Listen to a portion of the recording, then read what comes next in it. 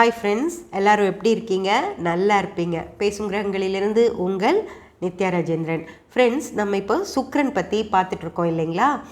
இப்போது நான் நேற்று டிவி பார்த்துட்டு இருந்தப்போ நியூஸில் ஒரு விஷயம் பார்த்தேங்க. அதாவது ஐஸ்வர்யா ராய் அவர்கள் வீட்டில் ஏதோ பிரச்சனை, அதனால் அவங்க ஒரு சிக்கலில் இருக்காங்க அப்படின்னு சொன்னாங்க. அதுக்கு காரணமும் அவங்க ஜெயா பச்சன் அவர்கள் அப்படிங்கிற மாதிரியும் நியூஸில் சொன்னாங்க. அப்போது இந்த விஷயம் நம்ம சுக்கிரனை பற்றி பேசிகிட்டு இருக்கப்போ தெரிஞ்சதுனால நான் இதை இங்கே சொல்லலாம் அப்படின்னு நினச்சேன். அதாவது மாமியார் அப்படிங்கிறதும் மருமகள் அப்படிங்கிறதும் காலகாலமாக இருக்கிற ஒரு பிரச்சனைகள்ங்க. அதை நம்ம இவங்களை பற்றி பேசி அது என்ன அப்படிங்கிறத நம்ம புரிகிற மாதிரி சொல்கிறேன். ஃப்ரெண்ட்ஸ், இப்போது சின்ன வயசு பெண்கள் அப்படிங்கிறது சுக்கிரனுங்க. அதாவது ஒரு 45 வயசு வரைக்கும் இளம் பெண்கள் அப்படின்னு சொல்கிறவங்க எல்லாருமே சுக்கிரனுக்கு கீழே வருவாங்க.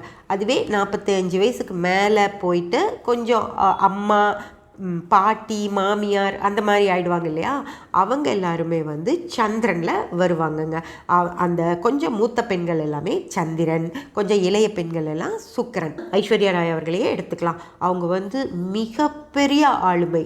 அதாவது சுக்கிரன் தான் ஐஸ்வர்யா ராய் அப்படின்னு சொன்னாலே சுக்கிரன் தான்.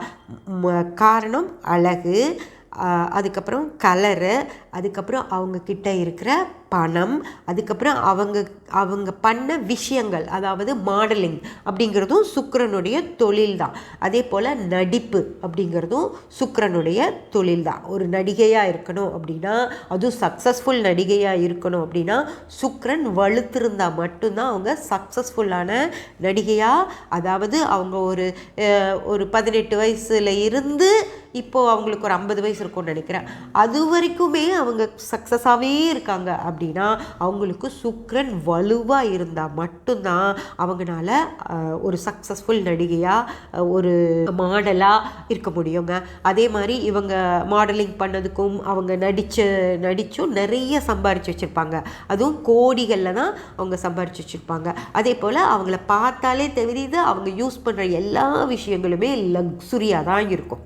அதாவது அவங்க திருமணம் கூட ஒரு சாதா ஆளை பண்ணிக்கல, அவங்க ஒரு மிகப்பெரிய ஆளுமையோட ஒரு எல்லாத்துக்கும் தெரிஞ்ச, அதாவது உலகத்துக்குத்தே தெரிஞ்ச அமிதாப் பச்சன் ஃபேமிலியில் தான் அவங்க அபிஷேக் பச்சனை கல்யாணம் பண்ணியிருக்காங்க. அதாவது அவங்களுக்கு ஒரு சாதாரண பொருள் கூட லக்ஸுரியாக தான் கிடைக்கும். அப்படின்னா கணவர் கூட மிகப்பெரிய ஒரு லக்ஸுரியான இடத்துல இருந்து தான் வந்திருக்காரு. அப்போது ஐஸ்வர்யா ராய் காலிலேருந்து தலை வரைக்கும் அவங்க சுக்கிரன் தாங்க முழுமையாக. அதனால் அவங்களுக்கு சுக்கிரனுக்காக பேசுகிறப்போ அவங்கள பற்றி நம்ம தாராளமாக பேசலாம். சரி, இப்படிப்பட்ட ஒரு ஆளுமை நிறைஞ்ச ஒரு பொண்ணு, சுக்கிரனே முழுமையாக நிறைஞ்சிருக்க ஒரு பொண்ணுக்கு கூட மாமியார் பிரச்சனை வருமா அப்படின்னு கேட்டிங்கன்னா கண்டிப்பாக வருங்க.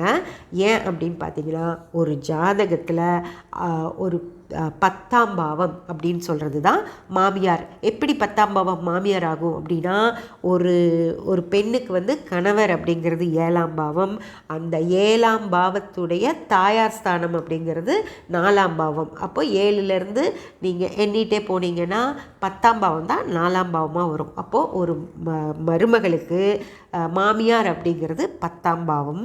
அதே போல் பெரிய மூத்த பெண் அப்படிங்கிறது சந்திரன்.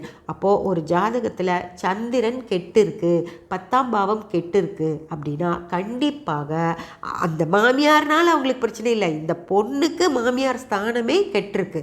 அப்போது யார் வீட்டுக்கு இவங்க கல்யாணம் பண்ணி போயிருந்தாலும் அவங்க மாமியாரோட இவங்களுக்கு பிரச்சனைகள் கண்டிப்பாக இருக்கும் ஃப்ரெண்ட்ஸ்.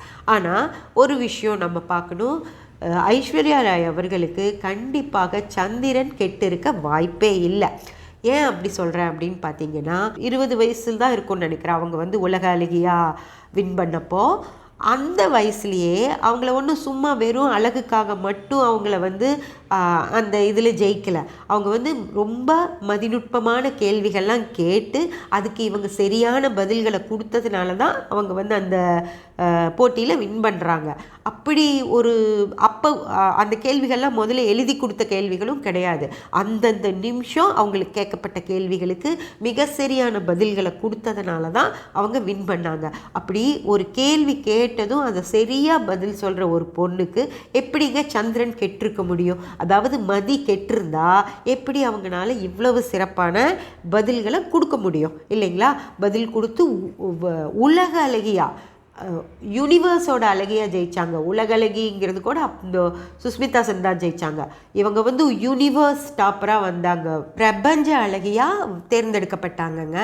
அப்படி தேர்ந்தெடுக்கிறதுக்கு மிக மதிநுட்ப கேள்விகளுக்கு அவங்க பதில் சொன்னதுனால தான் அந்த போஸ்ட் கிடைக்கிது, அந்த இடம் கிடைச்சது. அப்போது இவங்களுக்கு சந்திரன் கெட்டு இருக்க வாய்ப்பே கிடையாது. அதே போல் 10ஆம் பாவமும் கெட்டு இருக்க வாய்ப்பே இல்லைங்க. எப்படி சொல்கிறேன் அப்படின்னு பாருங்கள். அந்த பொண்ணு வந்து ஆமாம் நான் பொண்ணுன்னு சொன்னால் நீங்கள்லாம் ஏன் பொண்ணுன்னு சொல்கிறீங்க? நான் நிஷாவோட வீடியோவில் வந்து பொண்ணுன்னு சொன்னேன். பொண்ணுன்னு சொல்கிறது கோயம்புத்தூர் ஸ்லாங்குங்க. இங்கே கோயம்புத்தூரில் ஒரு பொண்ணை வந்து மரியாதையாக சொல்கிறதே அந்த பொண்ணு, அவங்க பொண்ணு, இந்த பொண்ணு அப்படின்னு தான் நாங்கள் கோயம்புத்தூர் பாஷையில் நாங்கள் மரியாதைங்கிறதே அதுதான் சொல்கிறோம். நீங்கள் நான் பொண்ணுன்னு சொன்னதே நீங்கள் மரியாதை இல்லாமல் பேசிட்டீங்க அப்படின்னு சொன்னீங்க. இல்லைங்க, எங்கள் கோயம்புத்தூர் பாஷையில் ஒருத்தங்களை இந்த பொண்ணு அந்த பொண்ணுன்னு சொல்கிறது மிகப்பெரிய மரியாதையான சொல் தான். எனக்கு கோயம்புத்தூர் பாஷை தான் வரும், அந்த ஸ்லாங் தான் வரும். அதனால் நான் இப்படி சொல்கிறத அது மரியாதையாக தான் நான் பேசுகிறேன் அப்படின்னு நீங்கள் தயவு செஞ்சு எடுத்துக்கணும். ஓகே ஃப்ரெண்ட்ஸ், ஐஸ்வர்யா ராயோட 10ஆம் பாவம் கெட்டு இருக்க வாய்ப்பே இல்லை. ஏன் அப்படின்னு பார்த்தீங்கன்னா அவங்க வந்து இந்த உலகத்துக்கே அவங்கள யாருன்னு தெரியும். அப்படின்னா அவங்களோட 10ஆம் பாவம் கெட வாய்ப்பே இல்லை. ரெண்டாவது அவங்க வந்து அந்த மாடலிங் அப்படிங்கிற துறையில் முதன்மையாக இருந்தாங்க.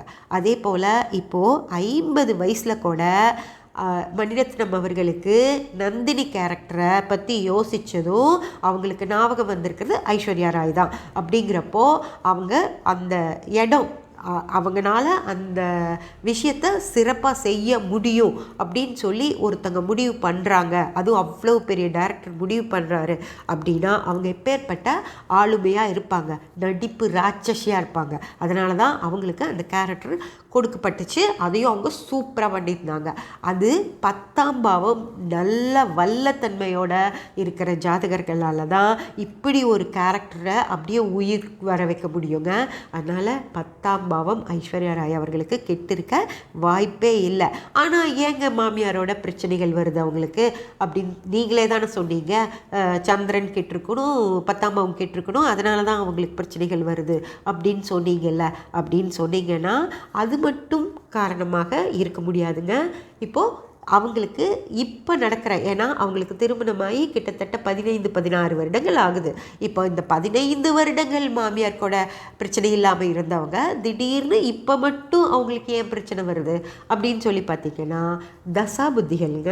தசா புத்திகள் இப்போ அவங்களுக்கு நடக்கிற ஏதாவது ஒரு தசையில் புத்தியோ, ஏன்னா தசைங்கிறது கொஞ்சம் பெருசு, அதனால் கடைசிக்கு 7 வருஷம் 6 வருஷம் தசை, சூரியன் வந்து 6 வருஷம் தசை, அதனால் தசை கெட்டிருக்க வாய்ப்பு இருக்காது, புத்திகள் கெட்டிருக்கலாங்க. இப்போ நடக்கிற ஏதோ ஒரு புத்திகள் அவங்களுக்கு கெட்டிருக்க வாய்ப்பு இருக்குது. அந்த கெட்ட புத்தினாலேயோ இல்லை கெட்ட ஒரு அந்தரத்தினாலேயோ அவங்க மாமியாரோட ஒத்து போக முடியாத ஒரு சூழ்நிலையில் இருப்பாங்க. அதே போல் இவங்க ஐஸ்வர்யா ராய் அவங்கள மட்டும் வச்சு நம்ம பார்க்க முடியாது. அவங்க மாமியாருடைய ஜாதகமும் ஒன்று இருக்கு இல்லையா, அதுலேயும் அவங்களுக்கு சுக்கிரன் எப்படி இருக்குது அப்படிங்கிறத நம்ம பார்க்கணும். சுக்கிரன் யார் அப்படின்னா அவங்களை விட இளமையான பெண் சுக்கிரனுங்க. அதாவது மருமகள் அப்படிங்கிறது சுக்கிரன் கிடையாது, ஆனால் அவங்கள விட இளமையான பெண்ணோட அவங்களால ஒத்து போக முடியல அப்படின்னா அதுக்கு காரணம் சுக்கிரன். அதே போல் அவங்களுடைய சுக்கிரனுடைய மருமகள் அப்படிங்கிறது 11ஆம் பாவங்க. எப்படி அப்படின்னு பார்த்தீங்கன்னா, மகன் அப்படிங்கிறது 5ஆம் பாவம், அந்த மகனுடைய மனைவி அப்படிங்கிறது 7ஆம் பாவம். அப்போ 5ஆம் பாவத்திலேருந்து 7ஆம் பாவம் 11ஆம் பாவமாக வரும் ஃப்ரெண்ட்ஸ். அப்போது மருமகள் அப்படிங்கிறது 11ஆம் பாவம். அந்த 11ஆம் பாவம் அவங்களுக்கு, ஜெயா பச்சன் அவர்களுக்கு கொஞ்சம் கெட்டு இருக்கலாம். அதே போல் சுக்கிரன் கொஞ்சம் கெட்டு இருக்கலாம். அதனால் அவங்களும் இவங்களுக்கோட கொஞ்சம் ஒத்து போக முடியாத நிலைமையில் இருப்பாங்க. இவங்களுக்கும் தசாபுத்திகள் கொஞ்சம் ஒத்துழைக்காத நிலைமையில் இருக்கும். அதனால் அவங்களுக்குள்ள ஏதாவது ஒரு பிரச்சனைகள் வரும். அது இந்த மாதிரி பெரிய இடங்கள், இந்த மாதிரி இருக்கிற இடங்களில் அந்த பிரச்சனைகளை ஃபேஸ் பண்ண முடியாமல் இருப்பாங்க. ஆனால் நம்ம நார்மலான ஃபேமிலிஸில் பார்த்தீங்க அப்படின்னா, இந்த மாமியார் மருமகளும் பயங்கரமாக சண்டை பிடிச்சிக்குவாங்க. வீட்டுக்குள்ளே ஒரே சத்தமாக இருக்கும் எப்போ பார்த்தாலும். அந்த வீடுகள் எப்படி இருக்கும் அப்படின்னு கேட்டிங்கன்னா, அந்த மாமியாருக்கு சுக்கிரனும் 11ஆம் பாவமும் நல்லா இல்லாமல் இருக்கும். மருமகளுக்கு சந்திரனும் 10ஆம் பாவமும் நல்லா இல்லாமல் இருக்கும். அதனால தான் அவங்களுக்குள்ள பிரச்சனைகள் வந்துக்கிட்டே இருக்கும். அதே போல் சுக்கிரன் தந்திரத்தன்மையோடு இருந்து 10ஆம் பாவமும் தந்திரத்தன்மையோடு இருக்குது அப்படின்னா, அந்த மருமகள் எப்படியோ மாமியாரை அட்ஜஸ்ட் பண்ணிவிட்டு போயிடுவாங்கங்க. அதே போல் சுக்கிரன் தந்திரத்தன்மையோடையும் 11ஆம் பாவம் தந்திரத்தன்மையோடையும் இருக்குது அப்படின்னா, அந்த மாமியாரும் எவ்வளோ பிரச்சனைகள் இருந்தாலும் அதை வெளியே காட்டிக்காமல் தான் மருமக நல்ல பொண்ணு அப்படின்னு வெளியே சொல்லிவிட்டு அவங்களும் அட்ஜஸ்ட் பண்ணிவிட்டு போயிடுவாங்க. இதே நல்ல தன்மையோட சுக்கிரனும் சந்திரனும் இருந்து 10ஆம் பாவம் 11ஆம் பாவமும் நல்லத்தன்மையோட இருக்குது அப்படின்னா, அந்த மாமியாரும் மருமகளும் ஒரு அம்மா பொண்ணு மாதிரி பழகிட்டு இருப்பாங்கங்க. அதுவே வல்லத்தன்மையோட சுக்கிரனும் 10ஆம் பாவமும் இருந்து சந்திரனும் 11ஆம் பாவமும் இருக்கிற மாமியாரும் மருமகளும் அவங்க வீட்டில் பேசிக்க கூட அவங்களுக்கு டைம் இருக்காது. ஏன்னா மாமியாரும் மிகப்பெரிய ஒரு ஆளுமையாக இருப்பாங்க, மருமகளும் ஒரு நல்ல ஜாபில் நிறைய சம்பாதிக்கிற ஒரு பொண்ணாக இருப்பாங்க. அதனால் அவங்க 2 பேரும் அப்படியே வாமா சாப்பிட்டியா அப்படின்னு கேட்குறது தான் அவங்களால முடியும். அம்மா நீங்கள் மாத்திரையெல்லாம் போட்டிங்களா அப்படின்னு கேட்குறது தான் இவங்கனாலையும் முடியும். அதனால் எந்தவித பெரிய பிரச்சனைகளும் இந்த மாதிரி வல்ல ஜாதகங்களுக்கு வராதுங்க. ஓகே ஃப்ரெண்ட்ஸ், இன்னும் சுக்கிரனை பற்றி நம்ம நிறைய பேசலாம் அடுத்தடுத்த பதிவுகளில். சப்ஸ்கிரைப் பண்ணி பெல் பட்டன் ப்ரெஸ் பண்ணி வச்சுக்கோங்க. அப்போ தான் நான் போடுற எல்லா பதிவுகளும் உங்களுக்கு கிடைக்கும். கமெண்ட் பண்ணி ஷேர் பண்ணி லைக் பண்ணிங்கன்னா எனக்கு சப்போர்ட்டிவாக இருக்கும். தேங்க்யூ.